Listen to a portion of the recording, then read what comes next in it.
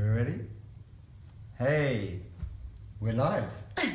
In bed with Shashi, Saluna, in Zorba the Buddha in Delhi, right in the most beautiful kind of part of Delhi I think I've ever been in, because usually it is mayhem outside, smoggy and a bit wild and crazy, but we are in an absolutely beautiful spot, and literally I'm here to discuss what happens to you after spending a week in total darkness, because I've just been on one of Shashi's amazing, absolutely amazing darkness retreats, and literally you're in total darkness.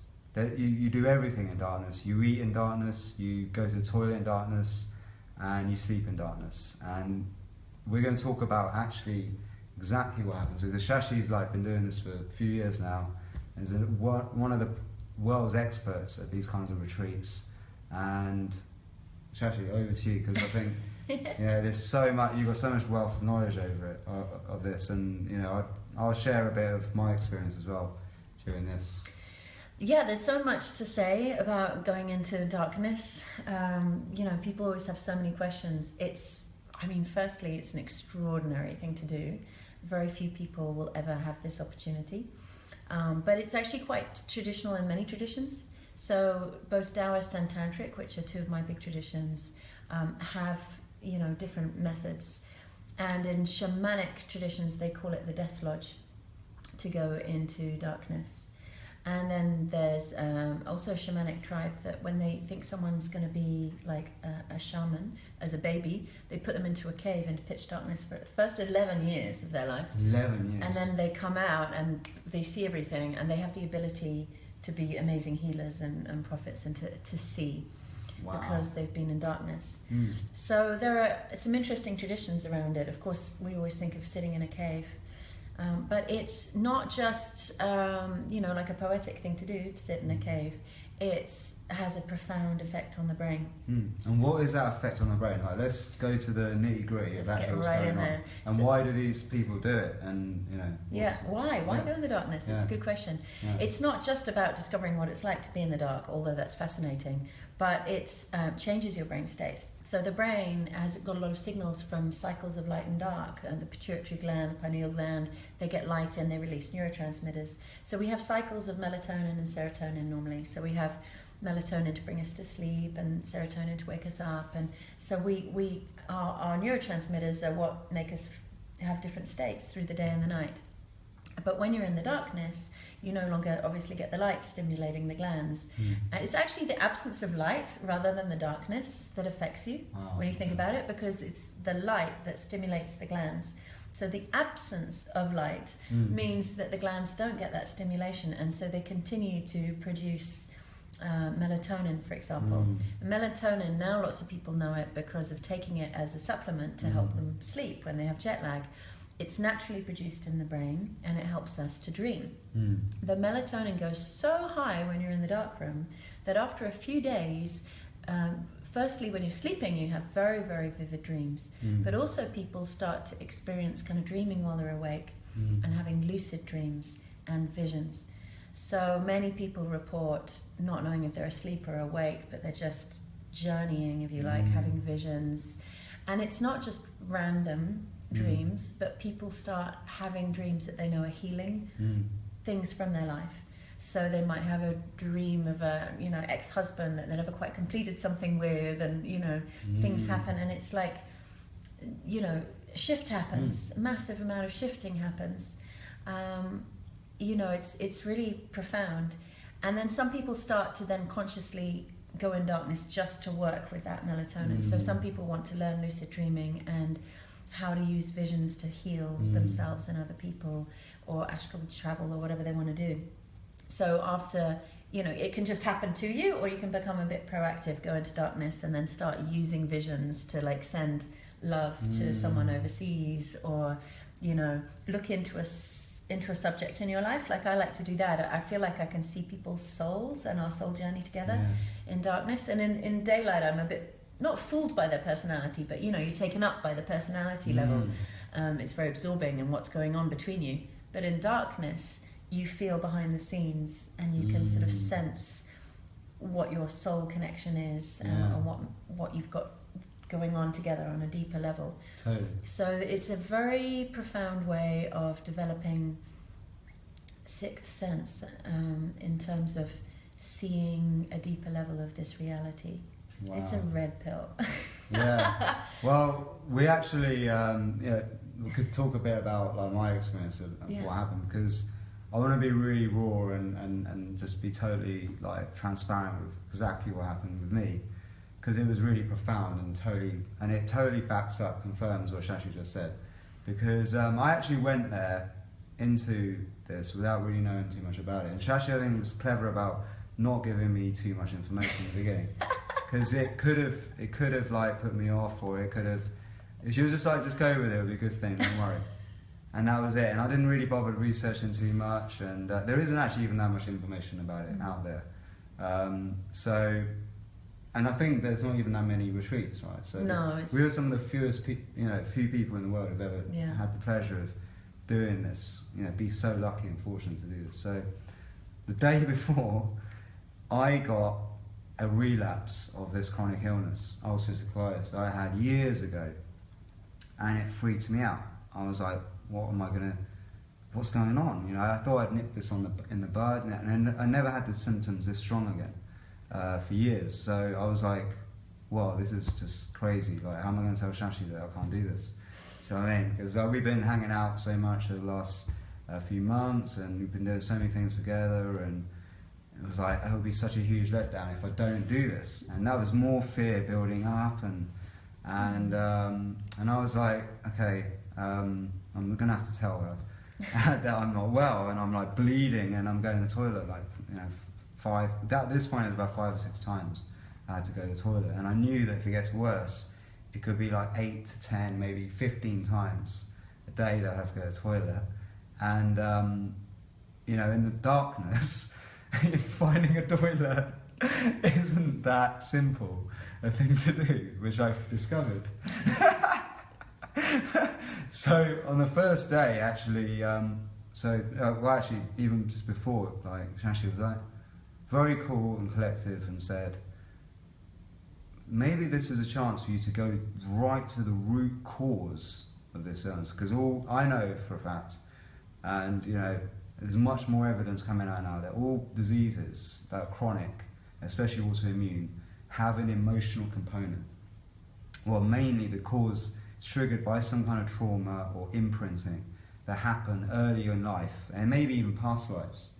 And there's a whole big thing about past lives and all that now. And I do actually believe that there is this phenomenon, and we carry these imprints back with us into this to teach us something, into this life to teach us something. And so I was like, okay, actually it makes sense, because shamans would go on these journeys to become connected with the creator, with the source of where we come from. And so I went into it, and basically Shashi started playing these Osho discourses, and the Osho said very clearly that God is found in darkness, and he talked about the Essenes being they were like the sect who were around the time of Jesus. They wrote the Dead Sea Scrolls, and they embraced the darkness because that was the way to find God. So that was one of the first things that I heard in the darkness, and I was in there with blindfolds, and actually no, but at this point the blindfolds have been taken off, so we're in absolute darkness. And now it's like, okay, we've got 5 days of this, and that one discourse on Osho just made me feel like, actually, this is going to be a great trip. And I need to go for this, because if it's true and this is real and what everything Shash is saying is true, then this really is my chance to go back to source and fix this once and for all. Because there's lots of other techniques out there, but there's nothing as deep, powerful as this. And then this huge kind of weird sensation of the mixture of anxiety, fear was washing through me, and then I had to start going to the toilet, and I was getting lost, and I was getting muddled. And Judy, who's holding the camera right now, Dr. Judy, who's also a naturopath, she became like my soul angel, and we were finding each other constantly everywhere, and you know, she helped me so much, like actually not get lost. Because when you really need to go to the toilet, you can't think straight. You lose all kind of concepts of like cognitive ability, and you're just in a panic mode. So, you know, I'm glad that I had somebody to calm me down, and Shashi came over and she was amazing at facilitating, and then the meditation started, and the divine voices of Shashi and Kobe, it was just like music to my ears. It was like, this is magic, this is something else. And the music selection that was played was like, I was getting deeper and deeper every time into this other world. I was going into the other. And you were right, the melatonin starts building up, and the euphoria starts generating, and the bliss, and the moments of bliss, and you know, the visions start appearing throughout the time. But the first 2 days were really agonizing and challenging, especially the first day. The first day was the worst. And then the second day, we did this sharing. Every evening we did sharing. And we'd, after dinner, or during dinner, actually after dinner, right? And we'd basically take turns to share how we're feeling, the feedbacks. And the feedback of everyone was just amazing as well. You know, hearing everyone's thoughts and how like they're dealing with being in the dark. Because not only are you like in darkness, but you're detoxing from all kind of source of electrical stimulation, internet, phones, Facebook. My whole business runs on the internet. You know, it runs online. I'm like, and I was also worried, like, how am I going to manage, you know, what's going to happen? Is everything going to fall apart? You have these weird thoughts. Oh, am I going to get like customer complaints, and they're going to go crazy, and the internet's going to die, and you know, you have all these ridiculous thoughts in the beginning, and yeah, but slowly you start getting accustomed to being in the dark. And what I realised was actually what you've created is the womb. You've created the womb, and people are going back to the womb, and they're going back to the earliest imprint that they ever have when they're, you know, before they're born, which is some of the most important. It's the environment that you're in the womb, and all of that emotion that your mother's feeling is imprinting into you. The nutrition that you're getting fed, the environment that she's in, how safe she feels, how much fear she's in. And I know that my mum had quite a stressful time when, you know, from when I was very young and growing up, and I'm sure when I was pregnant, she was under a lot of stress and fear. I know that she, you know, she's had that. You know, immigrant family coming to England, having to struggle to make ends meet and all that kind of stuff. And I think that imprinted a lot of fear into me at that time. And I now had to come face to face with one of my biggest fears I had as a child, because I couldn't actually sleep on my own. I couldn't sleep on my own. When I was up to about 5 or 6 years old, it was impossible to sleep. I had to sleep. I actually slept with my granddad and grandma for the first few years of my life. So I had this huge fear of the dark, and this actually was what I think triggered the colitis again. It was this huge fear of knowing that I'm going back into the dark as an adult now, and then going back into the womb, and the fear of being in the womb, right? It was all coming back.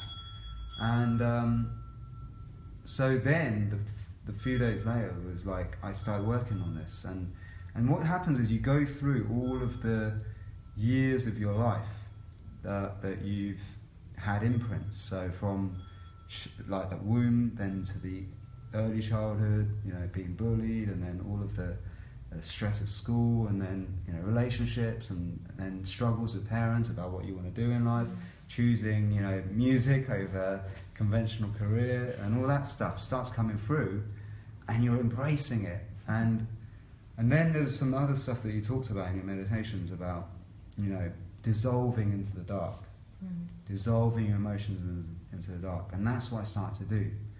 And I just, all those fears and phobias and issues that I've had in the past with other people, the environment, and, you know, stress and all that, started to just dissolve. I let it go slowly, and I started, and the yoga stuff that Shashi does is just amazing. Like the yoga techniques, especially the last one that you did. Everyone was like, what?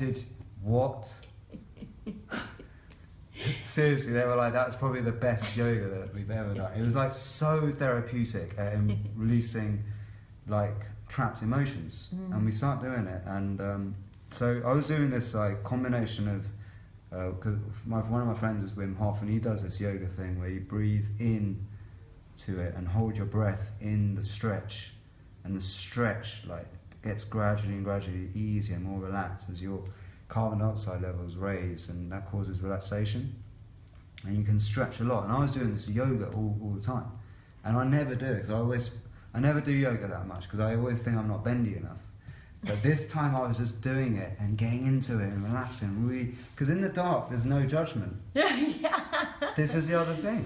Yeah, you can't even self-judge because you're feeling the energy of the stretch and not looking at how far am I and what's everyone else doing. You're you're just an energy body. Yeah, and then Shashi also said that your face will like kind of go like this and muscles will just relax, and that happened. I just was like, I'm just so chilled out. Calmness. We have so much expression all the time when we're talking out here. It's just natural. It's like who we are. But being in the dark, you just get to be like, like so relaxed. All that tension in the jaw, and it's like masks start melting off. So you start losing the mask that you're constantly putting out to everyone you meet all the time. And so the masks drop away, and you're just like coming deeper and deeper into your soul, into your true self, into your essence. Yeah. And like you notice as you do that, old traumas start. It's an important thing to say to people that that you go through. A lot of people cry and feel pain, and just you can hear people in the dark room just breaking down, crying. Lots of grief comes up, especially. And sometimes when it's happening, you think, oh my God, it's all gone wrong. I need to get out of the dark room. Where's the exit button? And so it's really important to say to people, this is cleaning out. Yeah, I have to say, Shashi's so good at holding space, like for people, for that, because you do grieve. Like the first 2 days, I was a wreck emotionally, and there's some music that Shashi plays that just brings you to that point of just deep emotion, like the most profound. And that on Shivaya track, oh my God, I was just, I hadn't cried that hard until that point, and then that was it. It was a weeping mess everywhere. And it carried, every time I was really triggered by that track, and it was just so cathartic, crying. I think guys have a real issue with being emotional and crying, especially crying. Like women, they can do it, right? They're open and they release emotions a lot easier than men. Probably why women live longer. And it's true. And we suppress this stuff and crying, and I felt so good to cry and let all of that stuff out, all that old crap that didn't serve me anymore. And I just cried a lot the first few days. And then there was one point where we did the yoga, and Kobe's got this, your partner in the retreat, he has just got this really sweet tone to his voice. It's just it makes you want to do everything. You know what I mean? Like there's a lot of people when they do guided stuff that it's not that, it's like the voice puts you off, but with them it's these two, it's just you want to do it.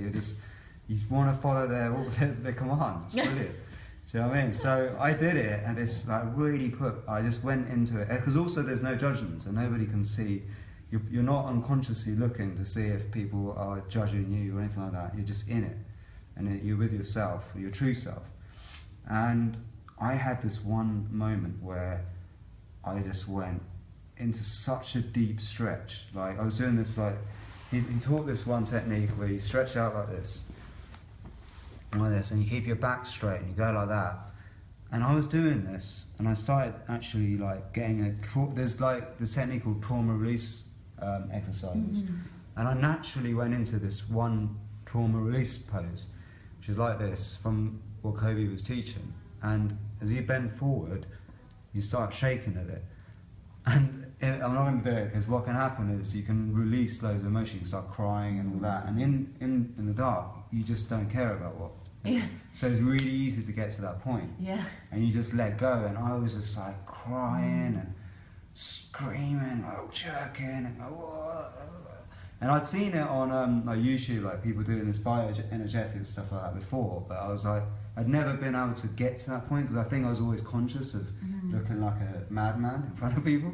But here I just didn't care. I just went mad, went mental. I was like going crazy, and I just went from crying to, at one point, to then just a boom of laughter. Yeah. Like the most insane hysterics ever. Remember that? Remember that time? It was an amazing moment, because we were all in silence. We weren't speaking. Yeah. And there's a very altered state. Like, we use chit chat and small talk, and we kind of stay in our sense of self, our small self, our personality. I loved how Judy said, moving from the personality to identifying with the presence. And when you're in silence, you're more in the presence. The personality can't be there without the chit chat. So we were in silence, and we were feeling each other, but just, you know, you can hear people crying, and, you know, the whole room is like feeling it. We're all collective. One person's tears is everyone's tears, and it's no judgment, and there's a lot of love. And then the laughter just spread all around. I had my biggest release in the laughter. I was on all fours, like, I just couldn't, I was, like you said, there's no holding back. Normally we have our social things and like hold us back. There's no holding back. It's just like coming through. I'd never had a laugh like it in my life. It was profound laughter. It was really profound. It was really profound. It was like literally in stitches. And I, in between laughter, I was like, just had energy. Yeah, energy coming out. Like layers coming off my heart, like it's like almost gonna kill you. It's like so much energy and emotion, and that shaking. Man, it's amazing. like all that old heartbreak and pain is like gone. And I literally, like, it was like I was possessed by something, and then like it just got more and more funny. Everything was just profoundly funny and amazing and blissful, and I just felt releases. Until the Om Namah Shivaya track came on, and I'd cry again, and I'd get connected, and then, you know, then I'd like, you know, there would be moments of like the colitis getting a little bit worse, but getting better, and there'll be like, you know, like fluctuations. So there's still bits, demons still with you. So as soon as you've like thought, I've cleared everything, I'm done, I'm going to be well, a demon will appear. And what I learned from, especially from all the sharings and a lot of the lessons and the discourses, because we do a lot of these amazing rituals. Like, do you want to talk, before I go up to the punchline, like, do you want to talk about some of the rituals and stuff? Yeah. So I put this program together myself. I learned doing darkness with Mantak Chia, but what I put together is slightly different. It's because this is an Osho center, I decided to base it on Vigyang Bhairav Tantra, which is like 2,000-3,000 year old text of Tantra, a conversation between Shiva and Shakti. And Osho gives an incredible discourse called the Book of Secrets. And in it, there's a few practices on darkness that you referred to. And actually, on salunatantra.com, I've got a page called Darkness Retreats, and I've linked that discourse and the music, the Om Namah Shivaya, everything's on there if you want to hear more. So I put together things because some people just go into darkness and total silence. And the thing is, because our mind has been busy, if you just pull the off switch, rather than going into bliss, you go into mindfuck, for a technical term. You know, the mind's still running, and you can really go crazy if you just switch out the lights and go silent. It's like, the mind is still going. So what I've done is put together a program that gently helps the mind to slow down and start dissolving to meet the darkness, rather than that sudden jolt. So we do things like the Nada Brahma, which has got a Tibetan technique in of just humming, with Tibetan bells playing, and you vibrate right into the glands, the pineal and the pituitary gland behind the nose, send the vibration in, and thought energy starts to concentrate then into these glands, because the melatonin, and actually I never got around to saying, after melatonin is released for a while, it can even start transforming into what's called DMT. And DMT is released when we're born and when we die, and some people drink ayahuasca to experience DMT. That DMT alters our brain to the most radical stage, where you get to glimpse the other side, if you like, or behind the veils. Somehow when the brain is filled with DMT, you get to see what's behind all of this reality. and that's a very profound state to be in, and to experience that while you're still alive is like, it's like a sneaky little gift that you get to die while you're still alive. And many people have near-death experiences from accidents or whatever, and they experience this DMT state, this nearly dying, and when they come back they live in a whole different way, because it's like, hang on, there's a whole lot of illusion out here, and I've been wasting my time on stuff that isn't important, and now I'm here for love, and I'm here for nature, and you know, your whole, you live in a new way. So we use lots of meditations and practices that facilitate as much pineal gland activation as possible. So even the diet I put together, and I have a special smoothie in the morning that's designed with pineal gland decalcification. We do the humming. I play the Osho discourses so that there's some context, and also, you know, it opens the mind to sort of even hear this concept that darkness is God, because light always comes and goes, and darkness is eternal. It's the light appears in it, and so the darkness is the source. And just hearing that, and when you look into darkness, and so I like to lead meditations that are like satsang meditations, where you look into the darkness and you look for an edge or a beginning or an edge, and you just can't find it. And so then the mind can open into seeing and meeting eternity. And the mind is normally limited by its kind of dualistic conceptual thing, that it can't grasp anything bigger than it's the reality it's creating. But suddenly, without thought, mind can see beyond this small reality. So it's like a massive shift in perspective. That is the ultimate goal of all spiritual seeking, is to see God, or that is bigger than all of this, that holds all of this. And you know, like, how complicated is it to see God? You just turn out the lights, you know.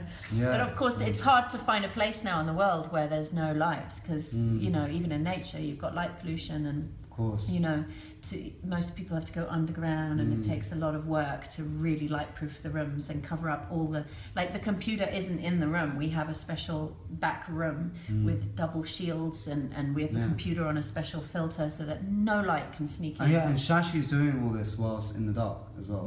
She, like, her and Kobe cannot also see, so it's like, to be able to hold space whilst going through this,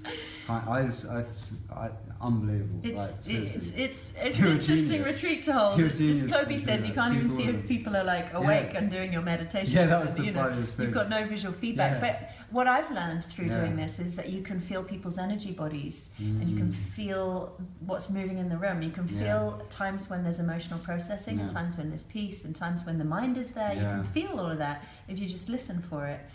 And so we also do some cathartic work, not too much because a lot's moving anyway, but we knew that like day 3, day 4, we would go for a breath work, catharsis. So we did the chakra breathing. We did everyday kundalini, so shaking and dancing. And the reason I put in a little bit of movement is so that you can really awaken the energy body. And then you start to feel, you know, you're not seeing this is my edge, this is me at all. You're just feeling, and then you feel I've got no edge, especially when you feel the energy body, because our energy is much bigger than the physical body, and it's actually it's part of an ocean of energy, and we're just a particular wave in a whole ocean. So in the dark room you start feeling yourself as a wave of energy, and everyone else in the dark room is another wave, and everyone in your life is a wave. Even if they're across the planet, you start realizing how energetically connected you are. And so, you know, there's this phenomenal shifts that happen, and that's why I put in the kundalini, so that you get to like dance and move and feel yourself not as a body but as a wave of energy. And you know, and also to move. The reason I also put in movement is because when you're in darkness, old heavy stuff comes up, and if you're just sitting in it, it can be very depressing. So if people just go into darkness and curl up, they can just be very, very depressed. And it's important to keep cleaning out that old debris. So things like the breath work and the yoga keep cleaning out, so that we don't cling to it. Because when darkness comes up, if you re-identify with it, then you start getting depressed and unhappy. We've got to let it through and identify with the source, identify with the nothingness and the peace that's holding it all. So there's quite an art form to releasing stuff without re-identifying with it, and to keep bringing identity back to source without negating the emotional stuff that needs to heal. Because, you know, some spiritual paths just go, oh, that's illusion, I'm that. But we need to lovingly hold space for our own emotions and everybody else's, because we came here to have this human experience, and emotions want to be witnessed. Everything in this reality wants to be witnessed by love. Yes. And emotions that we deny will cause us sickness and problems, and they'll keep bothering us until we can embrace them with unconditional love. And then they transform. Our demons transform into our angels, into through this process. The dark room is the ultimate opportunity to do that, because everything comes up and you're sitting in pure consciousness. There's no distractions. You can't run away, and there's no projections, because you can't see anyone to go, you're making me feel this. It's like, I'm just feeling this, and there's nothing going on. I'm not in my life, and I just have to feel this. Yes. And there's nowhere to run from it, and there's no one to blame for it. So I just have to be present with it, And this is, it's probably the most remarkable accelerated form of spiritual practice that I've ever come across. Definitely. And I'm so grateful that here at Zorba the Buddha, they put this massive team together to build such a phenomenal, project, because we have markings on the floor, so you can find the toilet. We have ropes on the ceiling, every bed is marked out, the food is in special containers that you can eat, that we have special drinking, everything is thought out. Like the amount of preparation that goes into this is the staff are amazing. We have staff everyone has a private room, so after dark people put on these special blindfolds with padding and get led back to their private bedroom, and then in the morning before dark they get led in. So you get a private room to sleep in, and then the hall to do the practices in. And so it's just such a massive project behind the scenes, and I'm so happy that they make it happen, because I've never seen anything as rapid for spiritual growth and for healing.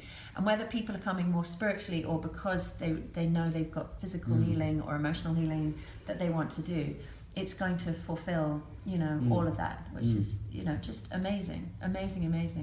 Yeah. The big day that we build up to is called the Death Day. I call it the Death Day, because we use all these practices, and we have a lot of silence, and we get more and more silence every day, so that we're leading people very gently away from the attachments of normal reality into a place where they can rest in silence.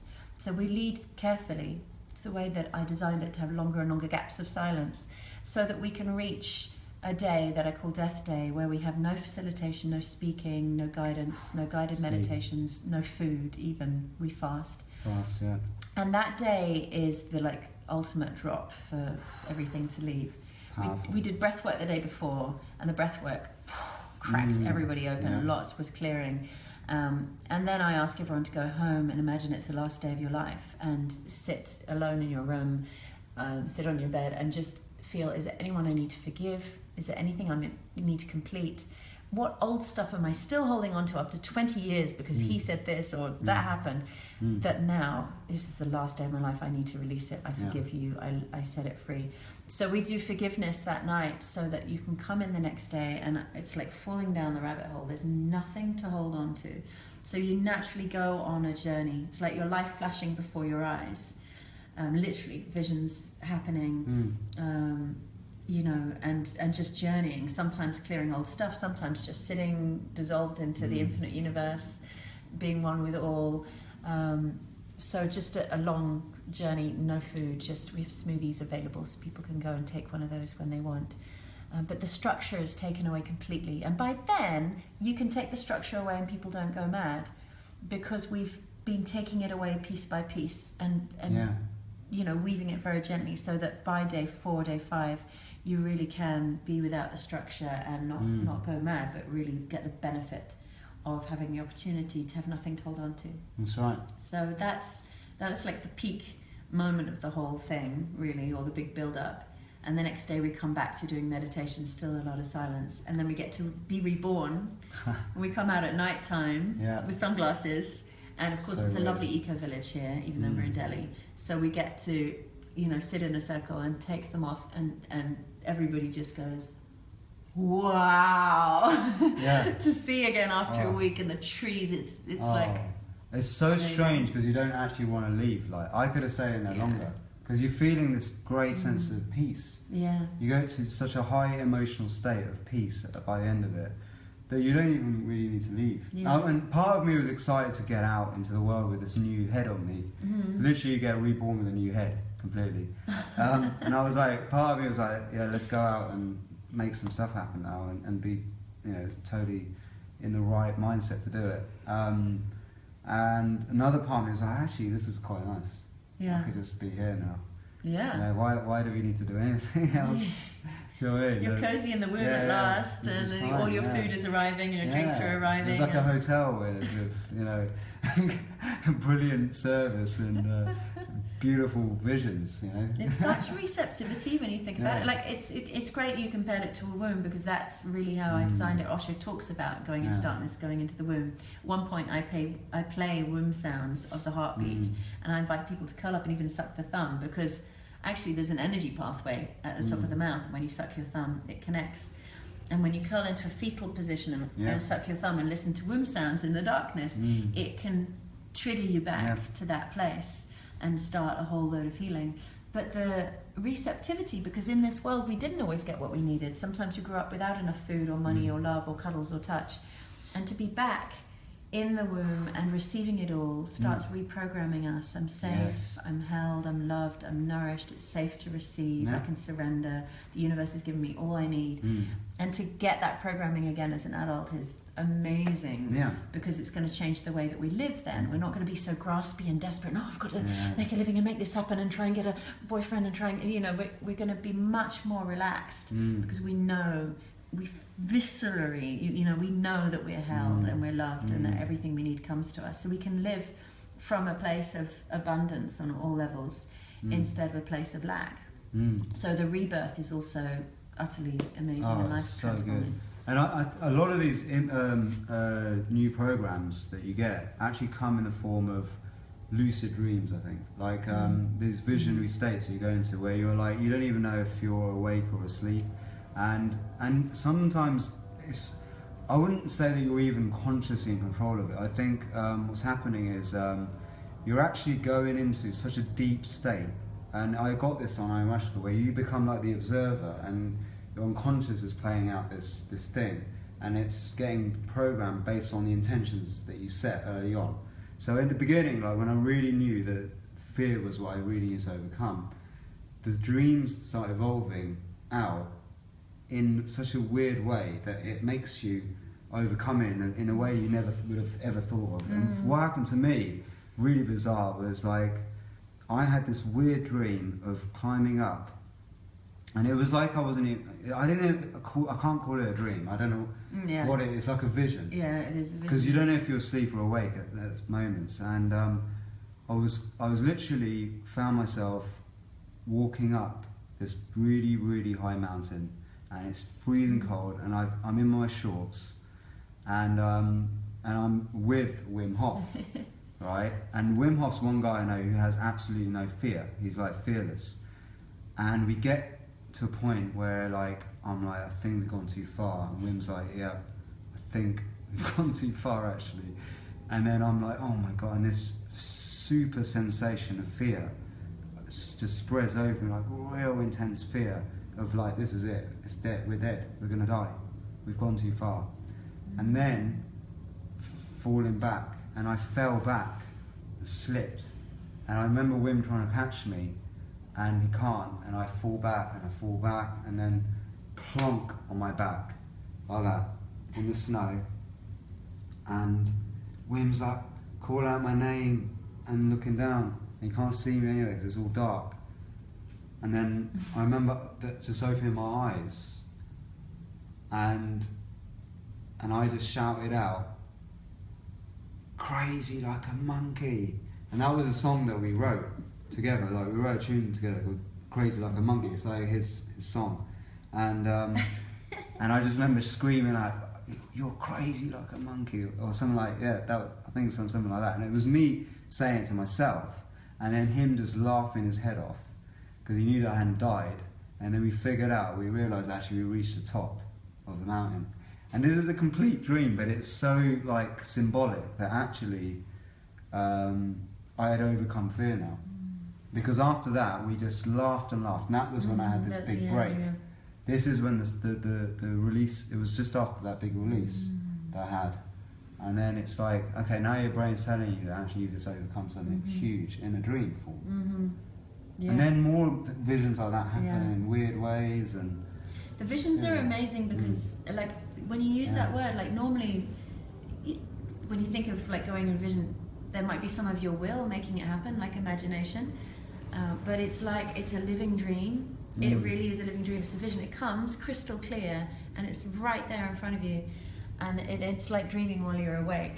I had several of them, but I had amazing ones where I went and visited people in my life, and often in a caravan. I love camper vans, I guess that was why. When I'd open the door and the room would be filled with light, and I'd go to people and like put my hands on their heads and just pour love through my hands and through light into them. And I went and visited different people. I just find myself with them having these connections. It was so beautiful, like visiting them in this way. And then I'd be back in the dark room, like I woke up but I hadn't been asleep, and I'd be back for myself and like, oh, that was nice, I just connected with him and with them, and you know, it's really incredible how the visions come. And I also met up with my ex-husband again after a long time, and had a deeper sense of completion. I saw him with such love and compassion that was actually, he was fighting with someone, with a newer partner of mine since then, and I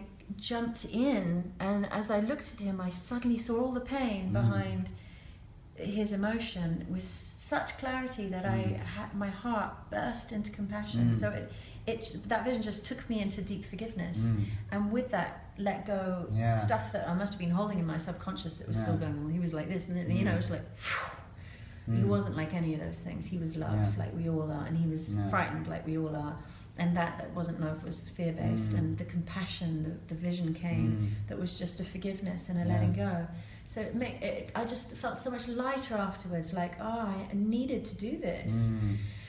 You don't know how much you're carrying, you know. It's like I thought I never think about him anymore. It's a long time ago, but I was still carrying it energetically.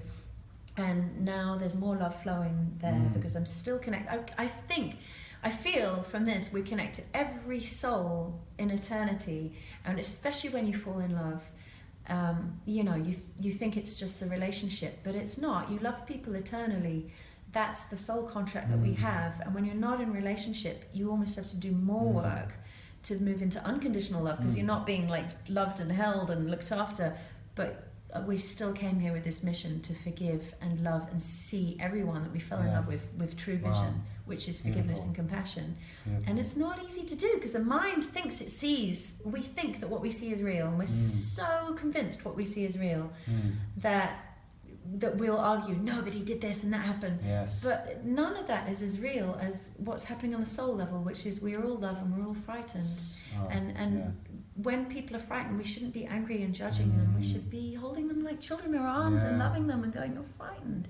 But we can't do that when in the external it's coming at us as violence or anger or whatever it's coming at that's causing us pain. So somehow we have to go through the pain and get underneath and find the compassion and the forgiveness. And it's an incredible process that happens, and I just love that the darkness facilitates it. I'm not the facilitator of this retreat. The darkness is.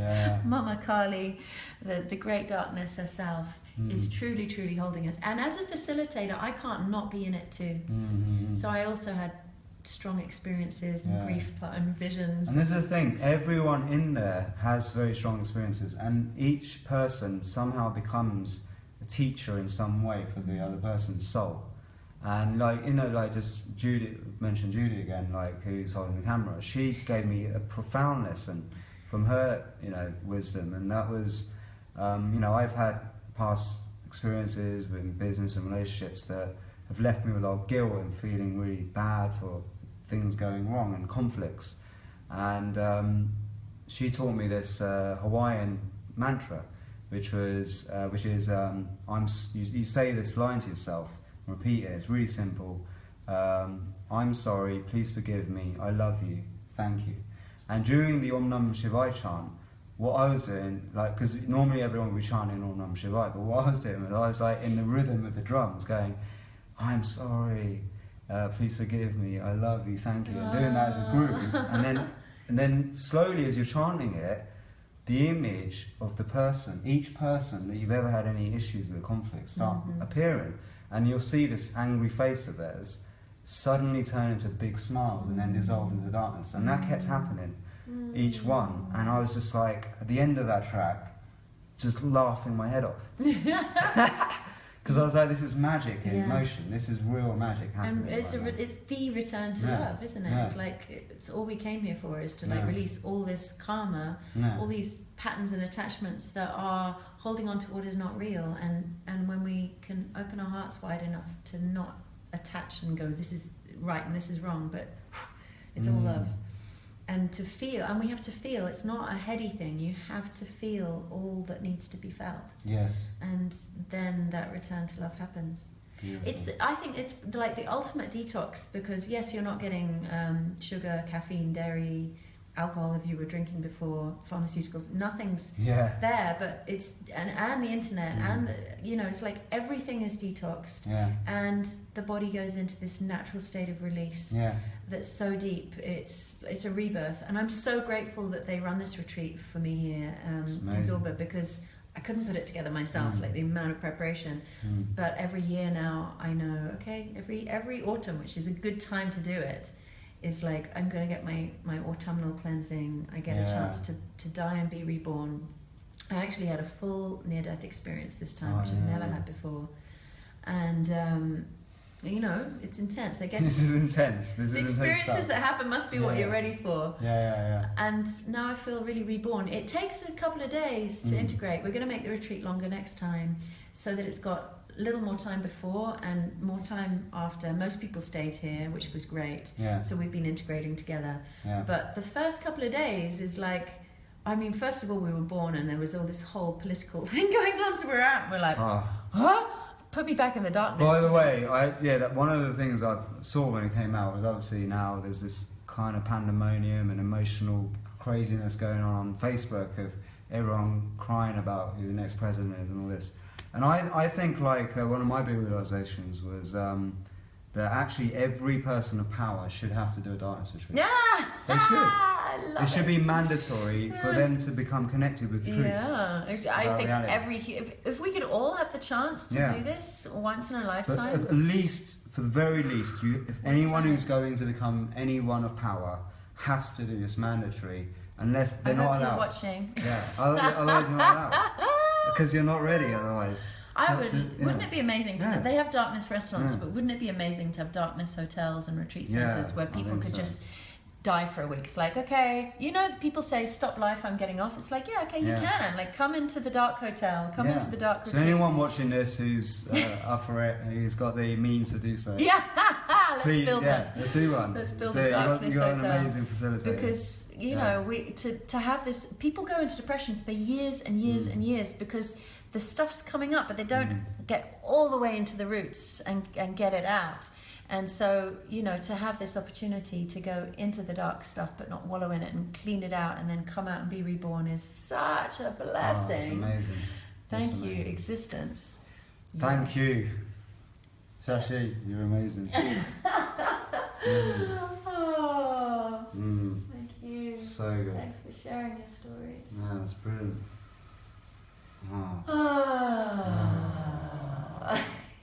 We saw film, haven't we? We're finished. Thank